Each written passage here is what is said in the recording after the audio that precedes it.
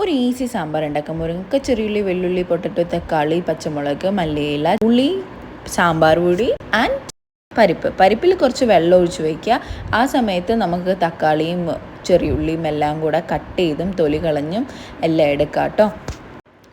Cut ചെയ്ത് കഴിയുമ്പോഴേക്കും പരിപ്പ് കഴുകിയതും അതിനകത്ത് ഈ ഉള്ളി, വെള്ളുള്ളി, തക്കാളി, പച്ചമുളക് എല്ലാം കൂടെ മിക്സ് ചെയ്തിട്ട് അത് മുങ്ങിക്കിടക്കാൻ പാകത്തിൽ കുറച്ച് വെള്ളം ഒഴിക്കുക.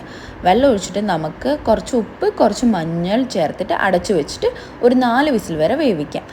ആ സമയം കൊണ്ട് നമുക്ക് പൊട്ടറ്റോയും മുരിങ്ങക്കായും എല്ലാം കൂടെ ഒന്ന് കട്ട് ചെയ്ത് വെക്കാം. അപ്പോഴേക്കും വിസിൽ റെഡി ആയിട്ടുണ്ട്. അതിനകത്തേക്ക് ഈ നമ്മൾ കട്ട് ചെയ്ത് വെച്ച സാധനങ്ങളൊക്കെ മിക്സ് ചെയ്യുക. കുറച്ച് പുളിവെള്ളം ഒഴിക്കുക, ആവശ്യത്തിനുള്ള വെള്ളം, പിന്നെ ഒരു 3 സ്പൂൺ സാമ്പാർ പൊടി.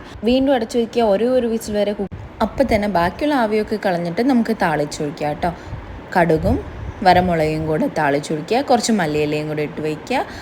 അത്രേ ഉള്ളൂ, സാമ്പാർ റെഡി. ടേസ്റ്റിൽ ഒരു കോംപ്രമൈസും നിങ്ങൾ എല്ലാവരും ഉണ്ടാക്കി നോക്കണേ.